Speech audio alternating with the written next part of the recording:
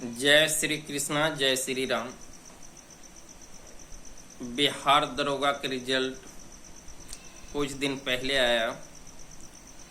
इसको लेकर चर्चा का विषय बना हुआ है। बिहार दरोगा में बहुत बड़ी घोटाला हुई। नेता से लेकर प्रशासन तक मिली भगत है। आयोग के मानना है कि ये सब झूठा आरोप लगा रहे हैं, कोई ऐसा बात नहीं है। मेरा कहना है कि जब झूठा आरोप कोई लगा रहा है तो आप बिहार दरोगा के आंसर की जारी क्यों नहीं करते? जब कोई बिहार दरोगा के एग्ज़ाम देता है तो उसको पेपर क्यों नहीं देते हैं? दो प्रश्न उठता है। दूसरी बात, उत्तर प्रदेश में यूपीएससी की एग्ज़ाम होती है, वहाँ आंसर शीट भी दिया जाता है, पेपर भी दिया जाता है, एक निष्पक्ष एग्ज़ाम होती है। आप तो अंदर अंदर सेटिंग करते हैं, किसी के पता ना चले। अरे आंसर की देने के बाद ना पता चले कि आयोग किसको आंसर मान रहा, किसको नहीं मान रहा। क्या आयोग में जो बैठा हुआ है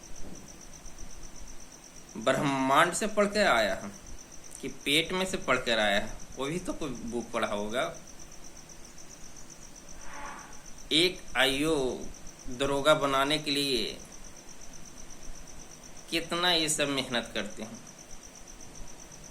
मोटी रकम ले लेते हैं नेता लोग से, प्रशासन, और जिसको कुछ शिक्षा के बारे में पता नहीं, जिसको संविधान के बारे में पता नहीं, जिसको आर्टिकल एक्ट के बारे में पता नहीं, जिसको प्रशासनिक व्यवस्था के ढांचा के बारे में पता नहीं, जिसको राजनीति निर्देशक मालूम पता नहीं, जिसको मौलिक अधिकार राइट फंडामेंटल के बारे में पता नहीं, उसको एक दरोगा बनाते हैं। वो दरोगा बनकर जाएगा तो करप्शन करेगा, किसी पर गलत निगाह करेगा, क्योंकि मेहनत करके नहीं गया। और सबसे ज़्यादा लोग नेता के बाल बच्चा ये सब काम करते हैं। क्वेश्चन लीक करना, अंदर से सेटिंग करना। अब किस उम्मीद से कहेंगे कि बिहार एक शिक्षित राज्य बनेगा? कैसे कहेंगे? जहाँ भी जाते हैं बिहारी, वहाँ हे दृष्टि से बिहार को लोग के देखते हैं, नीचे स्तर से देखा जाता है। जिस राज्य में बहुत बड़ी घोटाला होता है, नीतीश सरकार के 71,000 घोटाला, तो ये सारी बातों को लेकर अब शिक्षा में बड़ी बड़ी घोटाला हुआ है। कोई टीचर तो बोला चलिए मेंस की तैयारी कीजिए, मानिए मेंस की तैयारी कीजिए, मगर जो प्रक्रिया अभी हो रही है वो आने वाला में वही चीज़ शुरू रहेगा। इसको सुधारा जाए सिस्टम को। एक बार में एग्ज़ाम क्यों नहीं लिया जाता? बिहार में स्कूल की कमी है। 3-4 बार में एग्ज़ाम लेते हैं, 4 पेपर बनाते हैं, बोलते हैं कि नहीं उसको हार्ड था, इसको हल्का था।